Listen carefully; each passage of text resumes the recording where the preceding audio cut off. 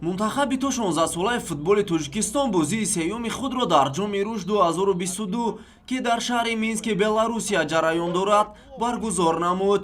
Футболбозони тоҷик дар ин дидор бо тими Динамои Минск бо ҳисоби 2-2 ба мусовӣ расиданд. Ду голи мунтахаби футболи то 16-солаи Тоҷикистонро Масрур Ғафуров вориди дарвозаи рақиб намуд. Аз дастаи Динамо бошад Бондаренко муаллифи 2 гол шуд. бо ҳамин тартиб дастаи Зайниддин Раҳимов дар бозии сеюми худ низ натавонист пирӯз гардад. бозии аввали худро наврасони кишвар бо тими Молдова бо ҳисоби 2-2 намуда буданд. дар бозии дуюм бошад аз ҳамтоёни беларусии худ бо натиҷаи 3-2 шикаст хӯрданд. бозии чоруми худро футболбозони то 16-солаи мамлакат дар гурӯҳи А бо тими наврасони Қирғизистон анҷом медиҳад. ин рақобат санаи 12 феврал доир мегардад. дар бозии дигари гурӯҳи мазкур наврасони Қирғизистон бо ҳисоби 3-1 бар ҳамтоёни худ аз Молдова дастболо шуданд.